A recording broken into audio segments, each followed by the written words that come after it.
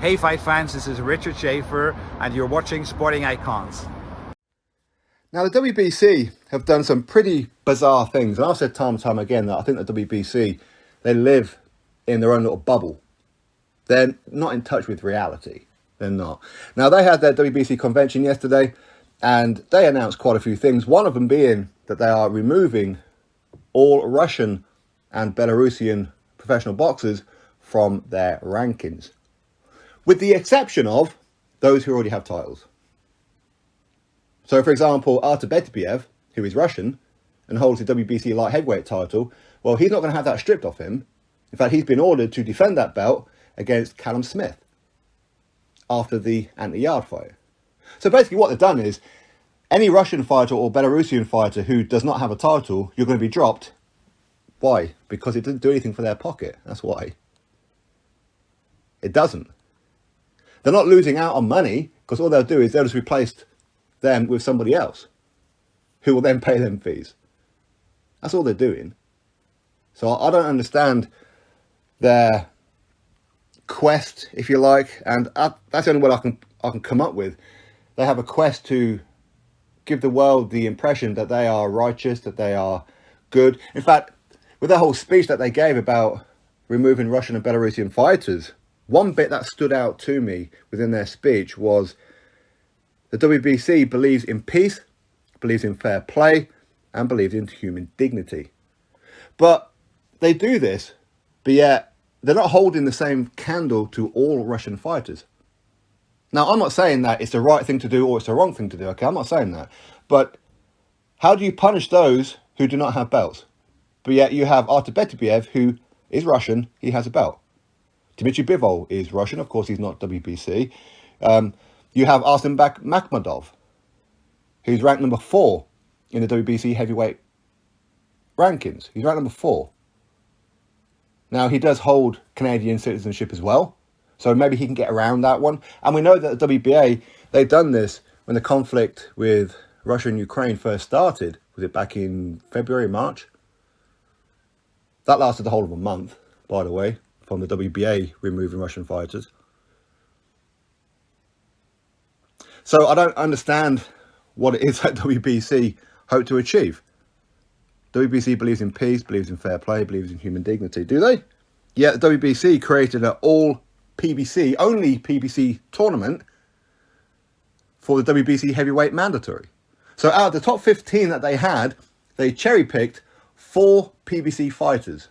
Nobody else but 4 PBC fighters. Andy Ruiz Jr., Luis Ortiz, Robert Helenius, Deontay Wilder. You guys are going to have a mini tournament to crown the next WBC mandatory challenger for Tyson Fury. So how is that fair play and how is that human dignity? It's not like they were ranked 1, 2, 3 and 4. No, they were spread throughout the top 15. So that's not fair play, is it? Had they done it for the top 4 and it just so happened that the top 4 were PBC fighters, okay, I can understand that. Plus many other things.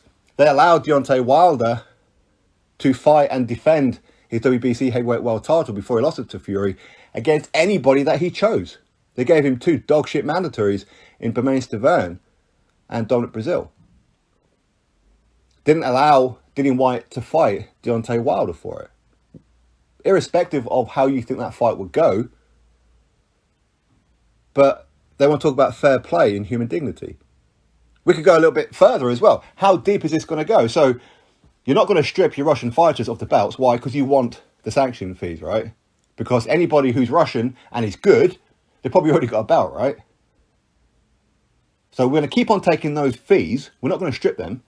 But everybody else who is average, who hasn't really done anything yet, we're going to remove those and just replace them with other people from other nationalities who's going to pay exactly the same sanctioning fee. So it's not like they're hitting their own pocket.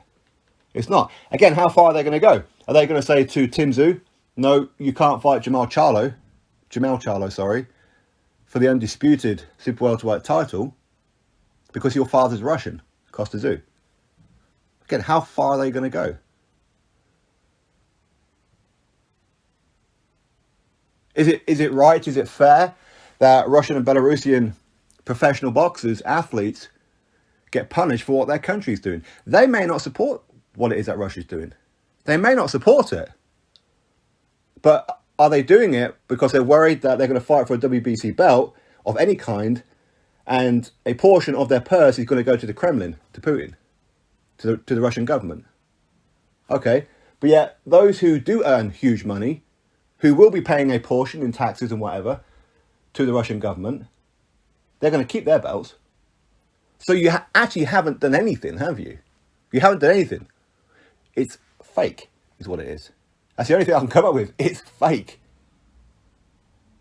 The WBC are putting on an act. Like, well, we actually care what's going on. Well, do you? Okay. Are you looking at all the other countries in the around the world who are invading other countries? Are you doing that? And are you going to punish them fighters too? A lot of people didn't believe in America and UK invading Iraq and Afghanistan, all those kind of things. Did they put a sanction on US fighters or British fighters? No, they didn't. But again, it depends on what side you want to sit on. Now, I'm appalled, I'm disgusted with what Russia are doing to Ukraine. I am. Okay, so let's not get it twisted. I just don't know why the professional fighters are being punished. But yet those who are Russian or Belarusian, and if you've already got a world title with the WBC, well, you get to keep that. And you get to continue paying sanction fees and paying your Russian taxes.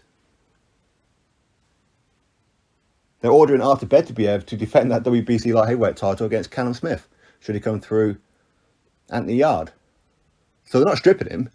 And any kind of money that Beterbiev is going to get, obviously, is going to be, a portion of that is going to be taxed by the Russian government, right? I don't think the WBC think in the real world. I don't. Genuinely, I don't. I think Mauricio Suleiman lives in a bubble.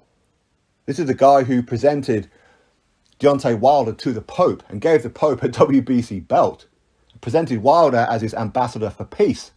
What, this guy who wanted a body on his record? He wanted to kill a person in the ring. That's what he wants. He's the ambassador for peace. Suleiman doesn't live in the real world. He just doesn't. He really doesn't. I said, I'm not saying that they're right or wrong on any of this, because listen, I don't agree with what Russia's doing. Anyway, what can you do about it? This is the WBC. So basically, if you don't currently hold a belt and your nationality is Russian or Belarusian, you're now removed from the rankings. It's not impacting the WBC whatsoever, because anybody who's any good, who's Russian or Belarusian, has already got belts, but they get to keep their status and keep on paying sanction fees. My thoughts, you drop me yours, click thumbs up, subscribe, and I'll catch you in the next video.